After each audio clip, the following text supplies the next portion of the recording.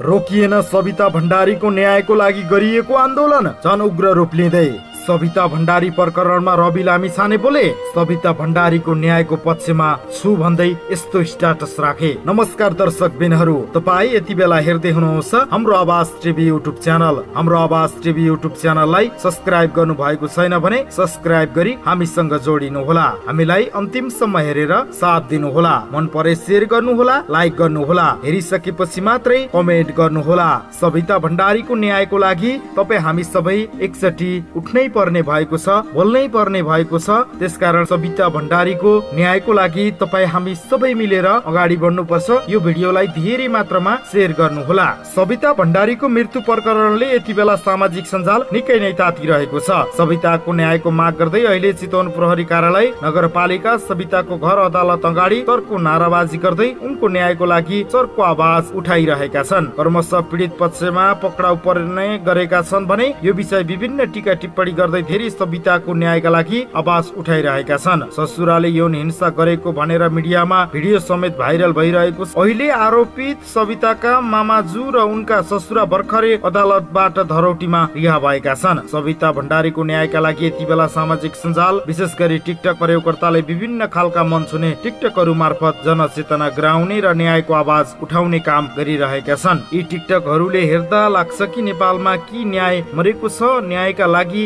यति धेरै आवाज उठ्दा पनि दबाउने काम गरिन्छ। यसभन्दा अगाडिको निर्मला पन्तको न्याय कहाँ पुग्यो? यस्तै प्रतिकूल परिस्थितिका बावजुद पनि देशभर आवाज चर्किरहेको छ। पुलिस केस गर्दा पनि 75 वर्षीय वृद्धको केस लाग्दैन भने रे पुलिसले भन्दै यस्तो अपराध गर्नेलाई कहाँ त्यसरी छोड्न मिल्छ र पुलिसले सरकारले आफ्नो स्वार्थका लागि भने सबै रातारात अध्यादेश ल्याउने तर्क कानुन छ भने कानुन बमोजिम कारबाही गर्ने, कानुन त छैन भने कानुन बनाएर भए पनि कारबाही हुनुपर्छ भन्ने जनचेतना सचेतनात्मक भिडियो निकै नै भाइरल भइरहेका छन्। यतिखेर टिकटकमा यसै गरी सविताको बुबालाई नातिनीको मुख हेर्नुपर्छ र छोरी मरिहाले छोडिदिनुस् भनेर दबाब दिएको समेत खुल्न आएको छ। त्यसपछि उहाँले भन्नुभयो कि बात त गइसक्यो, माटको के कुरा, सवितालाई न्याय चाहिन्छ। अवश्य आखिर सरकारले आधिकारिक निकायबाट पनि न्यायको आशा गर्न सक्ने भन्ने न्याय माग्न जाने ठाउँ कहाँ हो? राष्ट्रपति महिला हुनुहुन्छ, यद्यपि महिलाहरू नै असुरक्षित छैनन् भने नेपालमा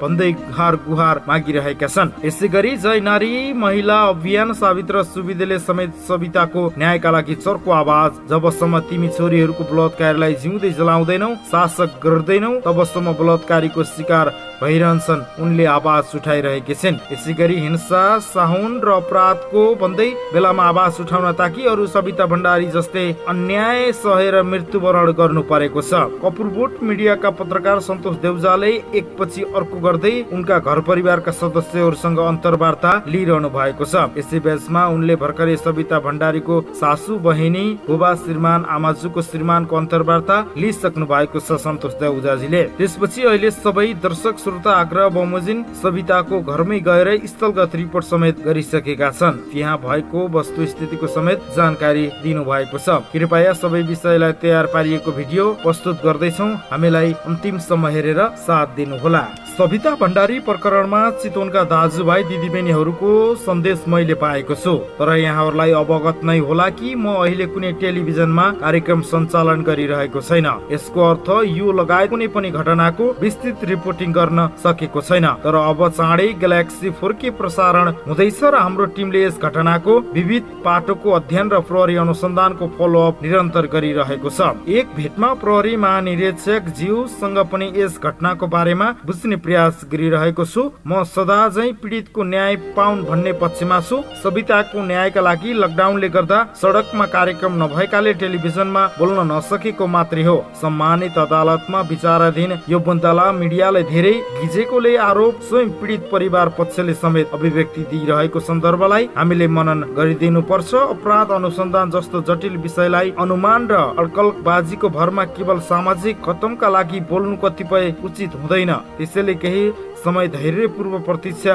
गरिदिनु होला। म स्वयंले निशर्त सत्य न्यायको पक्षमा छु। यथार्थ म सविता भण्डारीको न्यायको पक्षमा छु भन्दै रवि लामिछाने सविता भण्डारीको प्रकरणमा उनले एउटा स्ट्याटस राखेर आफ्नो प्रतिक्रिया जनाएका छन् र रवि लामिछानेलाई चितवनमा प्रहरी हिरासतमा रहँदा चितवनवासीले साथ दिएको र अहिले चितवनमा यस्तो सबिताको न्यायको पक्षमा रवि लामिछाने केही नबोलेको भन्ने गुनासो आएपछि रवि लामिछानेले आफ्नो आधिकारिक फेसबुक मार्फत स्ट्याटस राखेर न्यायको पक्षमा छु सबिता भण्डारीको भन्दै प्रतिक्रिया दिनु भएको छ। आफ्नै ससुराले बुहारीको गोप्य अङ्ग छुनु जस्ता नराम्रा हरकत गरेका भिडियोहरू एकाएक मिडियामा आइरहेका छन्। परिवार भित्रै असुरक्षित बनेका र नेपालका महिलाहरू भन्दै धेरै यस घटनाको विरोध गरिरहेका छन्। आफ्नै बुहारीमाथि कुदृष्टि लगाउने ससुरालाई देशव्यापी रूपमा कडा कारबाहीको माग भइरहेको छ। यद्यपि घटना निकै रहस्यमय रहेको प्रहरीले अनुसन्धान गरिरहेको छ। के हो त वास्तविकता, त्यो आउन बाँकी नै रहेको छ।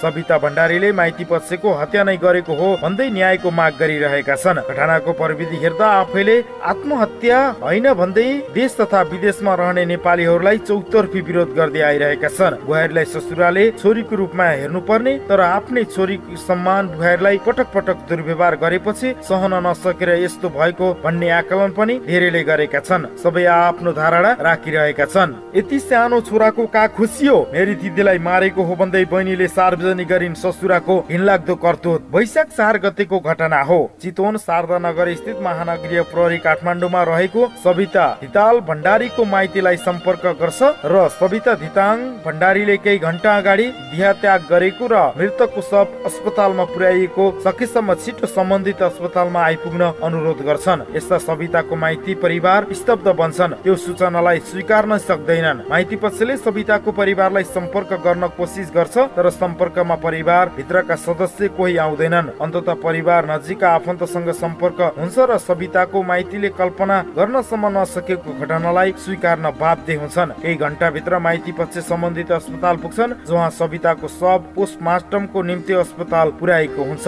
सबिताको माइती पक्षका अनुसार जहाँ प्रहरीले उनीहरूलाई सबैको फोटो खिच्न मात्रै होइन राम्रोसँग अन्तिम पल्ट हेर्न समेत दिन्छ। 28 वर्षीय सबिता चितवन स्थित शहीद स्मारकबाट एचएमडी विषयको अध्ययन पूरा गरेर बीबीएस विषयमा अध्ययनरत थिइन्। अध्ययनमा अब्बल सबिताले कलेज मात्रै कामको अवसर समेत मिलेको थियो तर उनले त्यो अवसरलाई स्वीकार गरिनिन् कारण सबिता बाहेक कलेजका साथी वा अन्य कसैलाई थाहा नदै मृतक सबिताले कलेज किन एक साथी अनुसार उक्त साथीको घरमा सबिता आउने जाने गर्थिन्। सबिताको उक्त परिवारमा निकै आत्मीय सम्बन्ध रहेको थियो। त्यस्तै यो घटनाले केही समय अघि सबिता ती साथीको घरमा गएकी थिइन्। उक्त साथीका अनुसार त्यो दिन सबिताको शरीरमा नील डामहरू देखेर उनले के भयो भनेर सोधिन्। सबिताले जवाबमा श्रीमान उहाँले हिजो रक्सीको नशामा होस गुमाउनु भयो सबिताले यति मात्रै भनेकी थिइन्। सबिताका कलेजका अन्य साथीहरू अनुसार सबिता निकै आत्मविश्वास स्वभावकी थिइन्। पढाइमा अब्बल नै थिइन्। विदेश जाने होइन आफ्नो देशमा केही गर्नुपर्छ भन्दै साथीहरूलाई हँसाउँथिन्। उनले मृत्यु अगाडि उनले यस्ता केही आधारहरू समेत छाडेकी छिन् जसलाई प्रमाण मानेर हेर्दा सहजै अनुमान लगाउन सकिन्छ उनी माथि आफ्नै घर परिवारमा मानसिक यातना दिइरहेको थियो।